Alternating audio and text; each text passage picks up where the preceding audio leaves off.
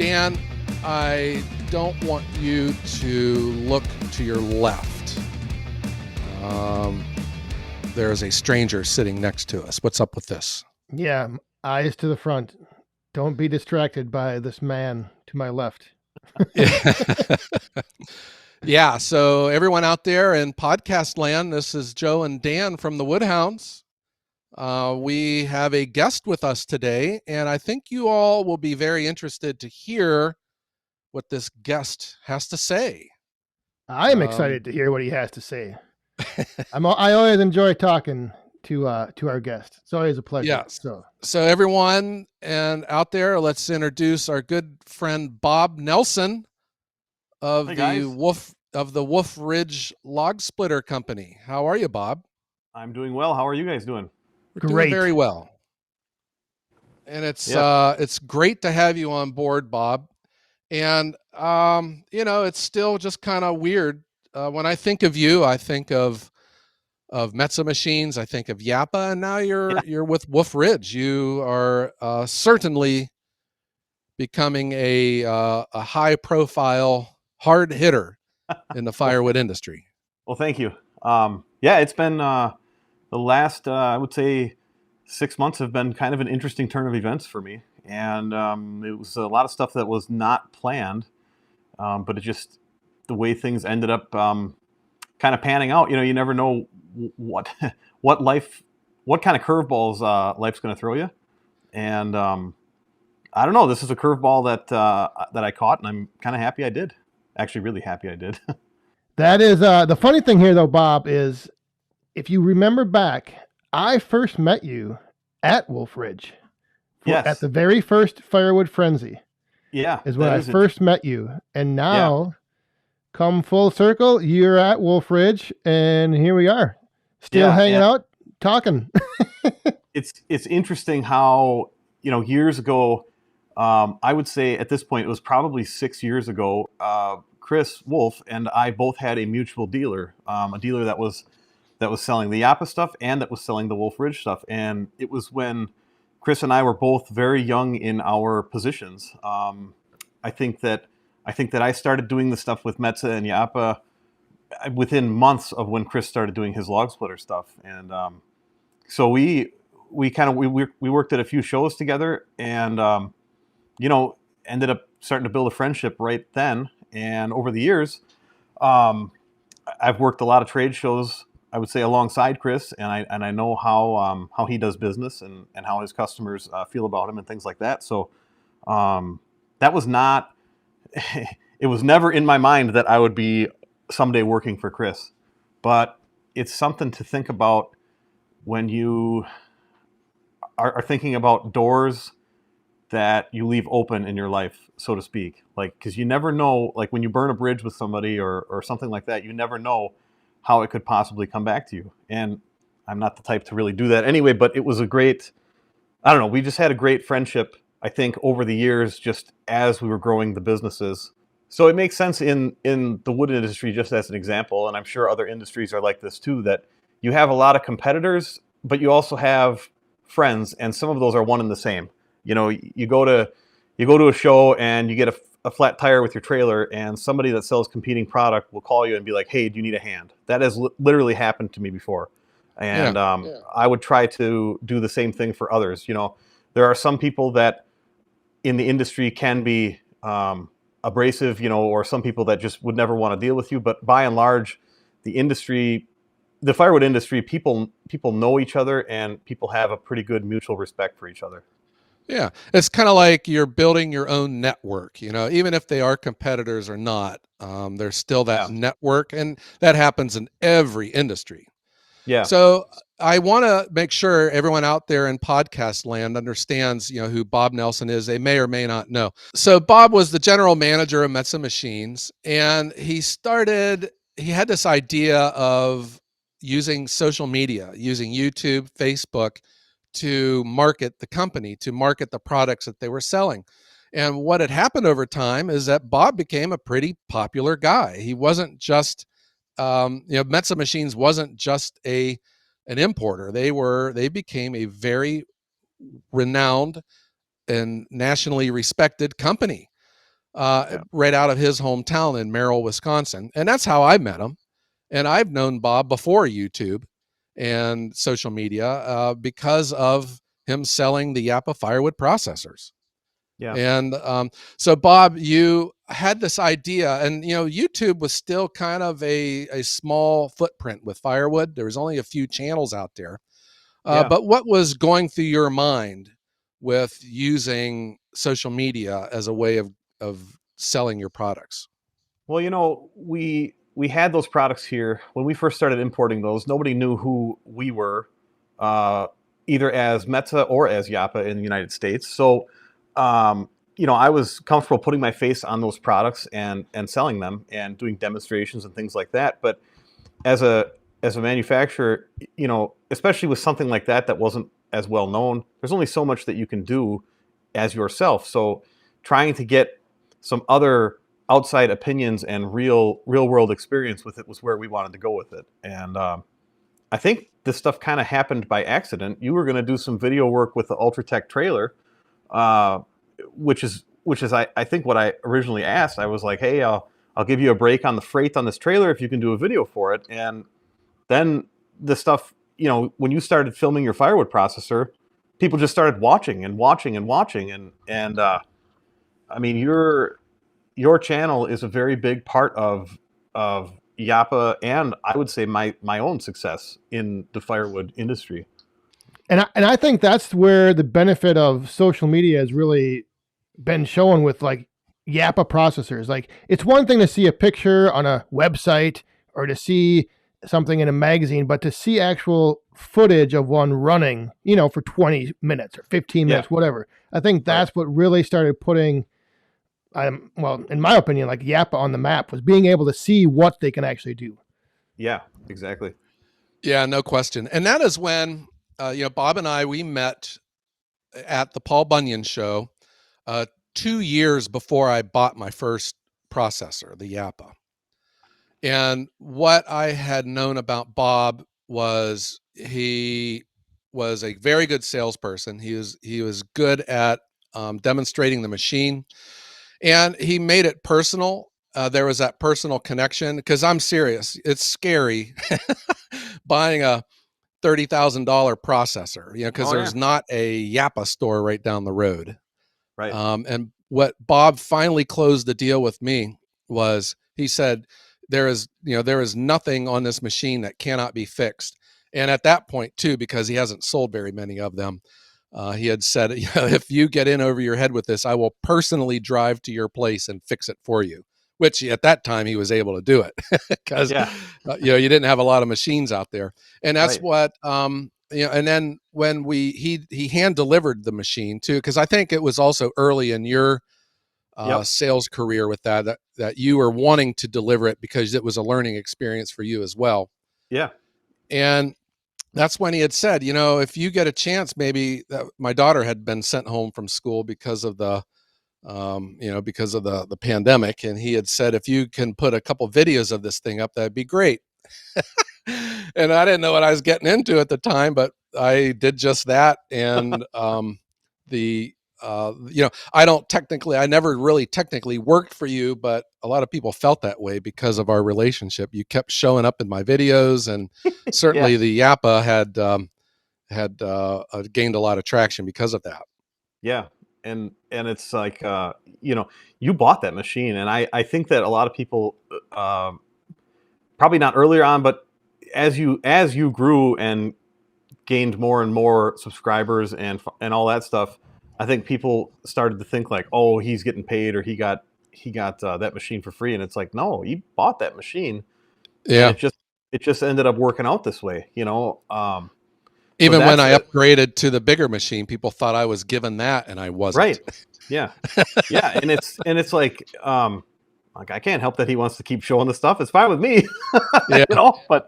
But I think that we had a lot of fun over the years, and in my new position, I want to continue that. So in speaking of where you are now, you were with Yappa, you're now with Wolfe Ridge. So what is your role? What is your position now at Wolfe Ridge Manufacturing? I am in sales and marketing at Wolfe Ridge, and so right now you can see me on their YouTube channel. One of my biggest tasks right now is doing walk around and demonstration videos with each and every model, and we're also going to be working on some international sales things. There's a couple of projects in the works that I can't talk much about, but there's some good, Ooh, yeah, good. spoilers. Or, actually, tease. yeah, that's to say, 2024 should be a fun year for us. And Well, Bob, it's none of our business. And I take pride in minding my own business, but I mean, things can happen at other places, yeah, or you just might have felt that you've reached your potential and you wanted to just see what else is out there. But you got to think in the firewood industry, there's a lot of established businesses. There's a lot of businesses that are growing. yeah. Did you really ever consider about leaving the firewood industry? So I'll be honest, and this last year, let's say 2023, I didn't have a plan on changing positions. I was up against some challenges, and you know, I got to a point where those challenges frustrated me to the point that I had to try and do something different. And um, it's important to note that that had nothing to do with Yappa. They have always been great to work with, and their machines have been great. Their support, and the guys left behind at Metza are great guys too. But you know, in this time in my life, I just turned 40. I did not plan on starting over at age 40, but I got to a point where I said, all right, it's time to do something different. And yes, it was scary. I didn't have a plan. I gave notice in August, and then I said that I would work the rest of the show season, and I did that. And I don't think that anybody knew that I was departing until it was probably the first week of October or second week of October. I think I announced it like on Facebook saying that Paul Bunyan's gonna be my last show, or no, it would have been like the first weekend of September. I don't know. Sometime in September, I announced that that Paul Bunyan was going to be my last, like one of my last shows to be at. So at that point, I had hope that there would be. I guess I had faith that there would be things would work out. It's Yeah. hard to. It's hard to when you're in a situation like that. It's scary. There's no question about that. But if you're in a situation where you need to make a change, the best thing to do is make the change. So basically, I went to the Paul Bunyan show, and I didn't know if I was going to stay in the firewood industry. I didn't know if I was going to do something completely different. And at that point, I didn't have anything on the table. I thought, all right, I'm just going to, once I'm done with this, I'm going to take a month or two off and then figure something out. And when I was at the Paul Bunyan show, I cannot tell you this community of firewood producers, content creators, manufacturers, everybody. I had so many people coming up to me at our booth, giving me handshakes, giving me hugs, talking, well wish, all this stuff. And I was so overwhelmed by that. And I was thinking to myself, like, I have to stay in this industry. Like, there was so much positivity from people, and Sure. it's not that I didn't expect it, and I don't mean to sound bad by saying I didn't expect that, but I really didn't. And so, after I had made that announcement, I had a few different. In total, there were 4 different places that reached out to me. 2 of them within the firewood industry, and when I had talked with Chris, I said, yeah, I said, let's talk. He said I could use you on our team. And I said, okay, let's talk, but I got to take a little bit of time for myself first. So I did that, and I think I met with him. I think I finally met with him sometime in November, and it was probably like the 3rd week in November. I went over to the factory, met with him, walked through a bunch of stuff, and then there was another company that I had talked with as well that I was waiting for. He was going to write me a job offer, and so I was waiting for that job offer. And I explained this to Chris too, and I said, "There's another guy that's making an offer." I said, "You still want to get together, knowing this?" And he said, "Yeah, let's get together. So we did. And I was still waiting for that other job offer. And then maybe 2 or 3 days after I met with Chris sent me the job offer at Wolf Ridge. And, I'd still not gotten the other one. And I'm like looking at Chris's offer and I'm thinking, like this could be really good. And I was thinking in the back of my head too, like the stuff that I had experienced at the Paul Bunyan show and like working with you, Joe and Dan and, like Hometown Acres, One Eye Customs, all these guys on YouTube that I've worked with outside with Shibe, I'm like, man, I still want to stay like involved with these guys, And so anyway, yeah, I got the job offer from Chris, and then maybe a half hour later, I got the job offer from the other guy. Oh And no, I'm that's like, just the way it works, isn't it? and I'm just like, I was home with my wife, and I'm like, I got this job offer from Chris. I said, it looks good, and then I get the other one too, and I'm just like, are you kidding me? Like, so, in that other job offer there was potential for more money in it, but I would have been doing something completely different and kind of building something again, sort of from scratch. And it was like an easy decision for me to do something that would be more fun, if you will. The interactions that I have with people, doing these videos and doing like this podcast today. This is awesome, So yeah, then I started at Wolf Ridge, I think the first week of December. And the first thing I did was a YouTube short from on Chris's page with the 17 VS vertical splitter talking about the engine certification. And the comments on there were just hilarious. People are like, what happened? What? Like, what is he doing here? Why, So you're still wearing red and black, but it's for a different company. Yeah, exactly. Yeah. So Bob, when I look at you, and then I learned that you're 40 years old, I think you look great. I don't think you look a day over 39. So Yeah, congratulations there. Thank you. But your skills, okay, so you're in the wood industry, you're in the firewood industry, you got experience with machines. I know that you have very good mechanic skills. Yeah. You're excellent with a wrench. But the one skill that you had that I think makes you very marketable is that you're an importer. You know how to import items and export and ship overseas. Yeah. And I know right now of companies that struggle with that. And I mean, you can do that like, just buying something off of Amazon. Yeah. So you are a highly marketable person when you're on the open market. I would imagine that you probably had more I mean, you had 4 serious inquiries, but I'm sure that you had a lot of people calling you and reaching out to you. Yeah. And, at the time, you're thinking, okay, what am I going to do? I quit my job, and, it's like I quit my job. I was there for 7 years. And I had no intent. I had planned on that being, my career.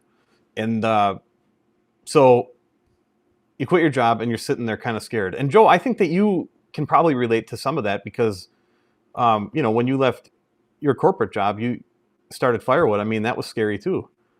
But oh yeah, it still is, Bob. Yeah. Yeah. I mean, but yeah, it was interesting. And all like I said, all the positivity that came out of that, I was just freaking blown away. So, it's sometimes I think that we think less of ourselves than we really should, and I think that happens to everybody. Sure. Yeah. So you mentioned like sticking with firewood because of you being familiar with it sort of and kind of something that you knew and so was part of your decision also based on being able to like remain like are you from did you grow up in Merrill or where are you from and was that part of your decision is staying kind of close to your Wisconsin roots? So basically, yeah, I've been in Merrill since 2nd grade. So yeah, I'm basically grown up and from here. But when this whole thing started, we were entertaining the idea of relocating if the opportunity presented itself. Oh, really? So yeah. I had talked to Bob about relocating to Ohio and working for Ohio Woodburner. He was all for it except for the pay. Yeah. because it didn't pay anything. That job offer didn't quite hold up to the other two. Yeah. Dan, we Yeah. both know what it's like to work for Ohio Woodburner. Oh, So we definitely do. Bring your own gloves. How They're not about a provided. water? yeah. Yeah.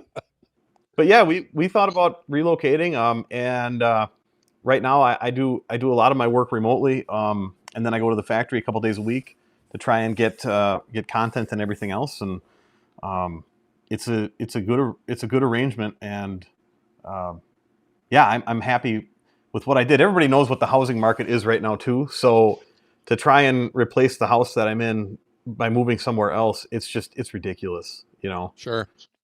So the other big question on my mind is, what is it like going from running Yappas to Wolf Ridge splitters? Have you had to adjust your, you actually have to handle rounds of wood now. You can't just buck them and drop them and split them.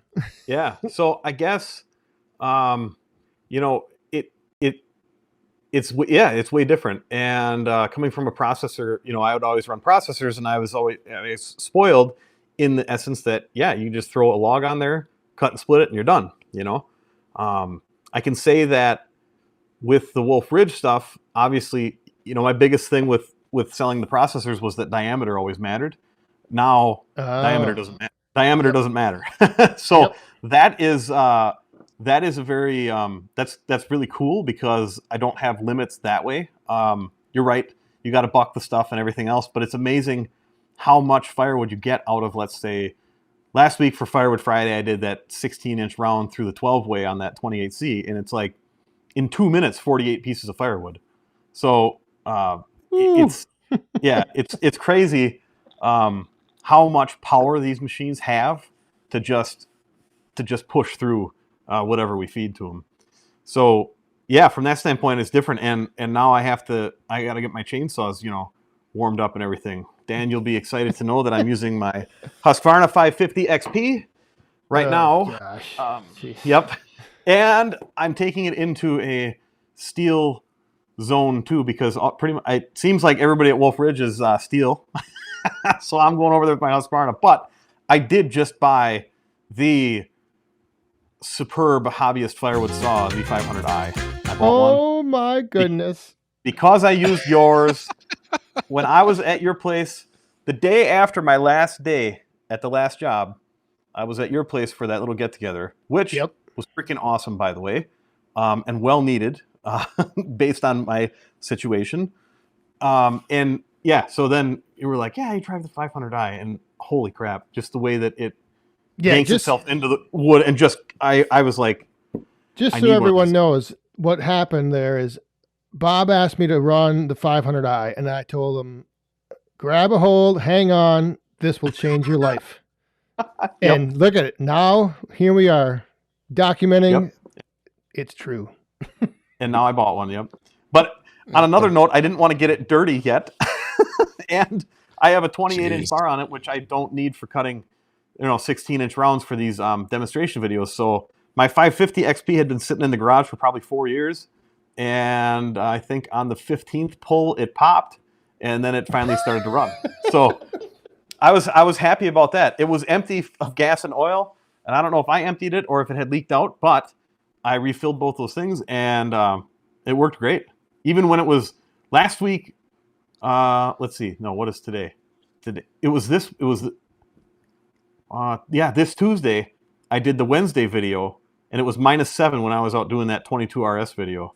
And so I went out, I cut my rounds first, got back in the truck, and then did some takes with the splitter, got back in the truck, did that a few times. My equipment held up, and I did too. So So it sounds to me that the 500i is becoming the saw of choice of the professional hobbyist out there. I like that. Bob, here is there's something that I think that needs to be said. So when all of this happened, okay, I'm an influencer on YouTube, but I am dependent on my firewood processor, my Yappa 405. I bought it; it's mine. So I've always looked at myself. I'm a firewood producer first, and then I'm a YouTuber. And yes, I was a little panicky there for a second. And I remember when I first talked with Bob, he immediately said, "You are in good shape. Metza is in good shape. They have a strong bench. The replacement is already is a person that's committed to customer service and committed to you." And that has been the case. I'm just going to come right out and say that Metza Machines is an excellent company and they're doing great. Yeah. So honestly, leaving that was the hardest part about leaving that was the people, both my employees and like you guys, but at the end of the day, I had to do what was right for myself and my Right. family. Yeah. I'll tell you, like Ken there, he had been a good friend of mine for a long time. I hired him, and he does all of like the service work, the setups with the Yappa stuff. If you call and you have like customer service question on the Yappas or something like that, he's the one that'll take care of it. And I mean, he is sharp, and he's been he's an awesome guy, and he's a great asset for them, and he's a great friend to have too. Pat and Ryan also, the owner and Ryan, they were both at my open house or my cookout that I had right before the Paul Bunyan show. Very responsive. So yeah, Cool. everything's in good shape there. But I'm just so happy for you, Bob, because I look at you as one of the big personalities, one of the big faces of the firewood industry, and not like on the production, but I mean like of the machines that everyone just falls in love with and they just follow on YouTube. I think it's a short list. I think of Chris Wolfe. I think of Andrew Easton. I think of you. You're right up there with the big names of our industry. Thank you. Yeah, and I don't try to act like that either. That's I think why when I was, like I said, at the Paul Bunyan show, I was just overwhelmed with the amount of support and like positive comments people had for me and things like that. It's Well, that's I good to get hear. that. So we don't have to refer to you as Mr. Nelson anymore. Then is that right? Yeah. Mr. was my dad. Mr. was my dad. That's what my dad always said about his dad. So okay, so Bob, you grew up in Merrill. You went to high school yes. in Merrill. Yep. Okay, have you ever like moved away or lived anywhere anywhere else? Yeah, like 15 miles from here. I stayed in an apartment for 2 years while I was doing some college, and I worked in a factory down there. A bunch of friends and myself rented an apartment together. All right. But then, And then ended up buying our house. That was between living with my parents. Then I lived in that apartment down there, and then we ended up buying a house in Merrill. Sure. And you're married and you have a family. Yes. Why don't you just Yep. let us know about that here real fast?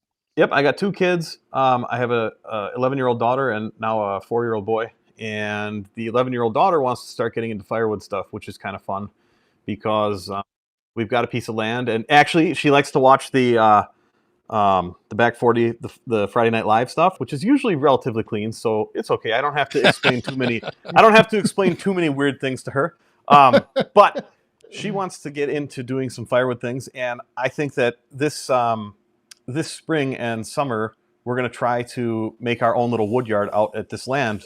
That's probably about 20 minutes from my house, and so I have the chainsaws and I have a Wolfe splitter I can use. And we've got a tractor out there, so we're going to make a little wood yard and maybe just try to sell, I don't know, maybe 10 cords this year or something like that, That's awesome. Maybe get her started up in a bundle business. Yeah, we could bring the Wolfe bundler out there. But you burn wood. But you burn wood as well, right? Yeah, so you have to make firewood for that. Yep, we do. What do you heat with, Bob? Which is maybe that was the main reason I had to stay in the firewood industry, because I need firewood. There you go. No. There you go. Yes. I just have a little Morso 7110 wood stove. It's meant to heat like 12 to 1,500 square feet, I think, and our house is probably like 1,600 or 1,700. So it does a really good job. When the temperature is like today, it's 15 outside, so it's doing really good. With that's an EPA stove. It's an EPA stove. It's a catalyst. It does not have a catalyst. It does not have a catalyst, but it has the secondary burn. So okay. When you've got it going, if you look outside, there's no smoke. There's just heat you can see coming out of the chimney, which is really cool. Yeah. So, Bob, the big thing that myself, and I'm sure many woodhounds out there want to know, can you right here, right now, inform us of any secrets from Wolf Ridge that are anything coming out, anything that Company we secret. just give us a little nugget of something. I well, maybe it's not a secret. It's not public yet, but we're going to be doing more of the shows this year. There's a couple of smaller ones that we're going to end up doing that we didn't normally do. And actually, I have a secret that has not been revealed yet. We're going to do the Firewood Frenzy this year. Oh, all right. So when you talk about the shows like the Bunyan Show and all those other big shows that you used to be at with Yappa, you will be at again with Wolf Ridge. So people who want to come out and chat with you can do it.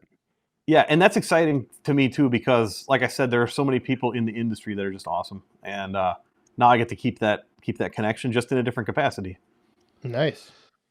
Well, you didn't mention one show, Bob, that Wolf Ridge is coming to. Is it the Ohio Woodburner Open House? Ding, ding, ding, ding, ding. Ding. You Yes, win. What does he win, Dan? I will be there. Dan and I were discussing if we're supposed to go a day early or not because, we'll end up getting put to work, and we know what the salary is down there. Yeah, hot dogs.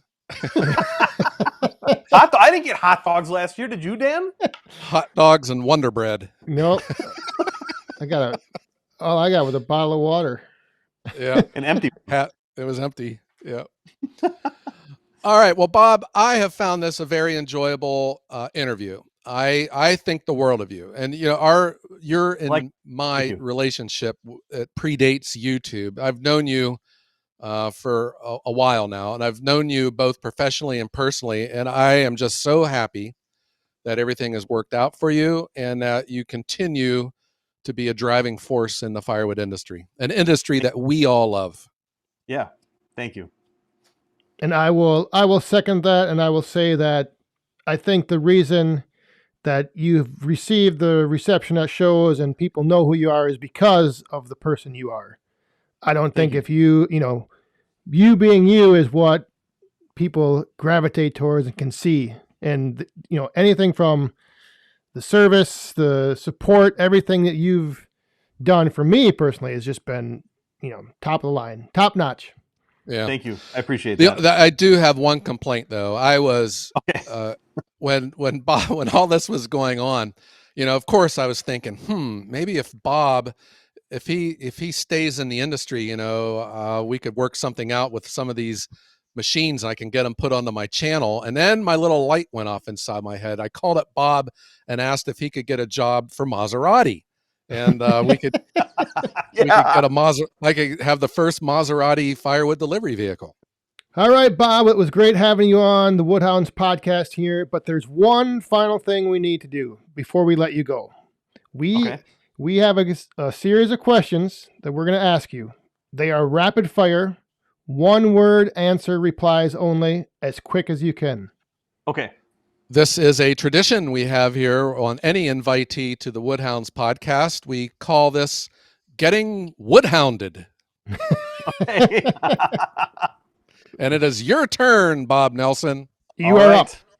Now, Bob, you have to answer these within the allotted time. If you fail to do so, that's to be determined. If you fail to do so, you will suffer a significant woodhound penalty. Okay. Dan, when you start the clock, I will ask the first question. Clock? Oh yeah. Okay. This is the time. You're on the clock. Ready? This is pressure here, Bob. Go. Bob, what car did you take your driver's test in?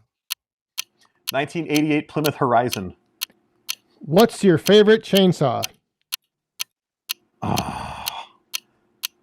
Husqvarna 562. What is your favorite fast food restaurant? McDonald's. Where is your dream vacation? Florida. Do you believe in UFOs? I'm starting to. What is your favorite band? Ooh. I would say it depends on the mood, but I prevail. I like that. You look good for a 41-year-old there, Bob. Thanks. What is your Yeah, I favorite figured. firewood species? Ash. Would you rather go to a truck pull or a symphony orchestra? A truck pull. Who is your favorite historical figure? Ben Franklin. Because I don't know if he did anything bad, but he created electricity, and I like that. And the Franklin stove? Some of these guys have weird histories, so I just had to preface that. What is your favorite sports team? The Green Bay Packers. I don't follow them super avidly, but especially after the last 3 games. Yeah. All right. You Nice. made it through. Barely. So I think the jury is going to be out a while on this one, Dan, on how Just Bob like my answer. handled the wood-hounded process. So yeah. I don't know. All right. Maybe next time, Bob. All right. Well, Bob, I didn't win the prize. No. No, you didn't. You were All right. deducted minus 1,000 on your chainsaw answer. I've only used the 500i once, so that might change. 562. The 562 saved me cutting pieces out of a stuck knife at 2 trade shows. So. All right. Well, anyhow, Bob, Dan and I both, from the bottom of our hearts, want to thank you for sitting down with us and being interviewed on the Woodhounds podcast. It means a lot. Thanks for having me. Yeah. And also, thank you for just being Bob Nelson in the firewood industry and being one of the faces on the Mount Rushmore of firewood. Okay. You're welcome. I'll continue to do my best. All right. And we want to thank everyone out there for tuning in to the #1 firewood podcast in the world, the Woodhounds. And you can catch us on all of the major streaming services and on our website, thewoodhounds.com. All right. So now we're gonna wrap this up, Bob. You got one more test before you leave. Oh, crap. All right. Yeah. You got to answer a few more questions. When I say and have, you say a great day. Okay. So Dan, what do you say? Let's strike up the band, and I am going to tell you to be safe and stay cool. And Bob, have a great day.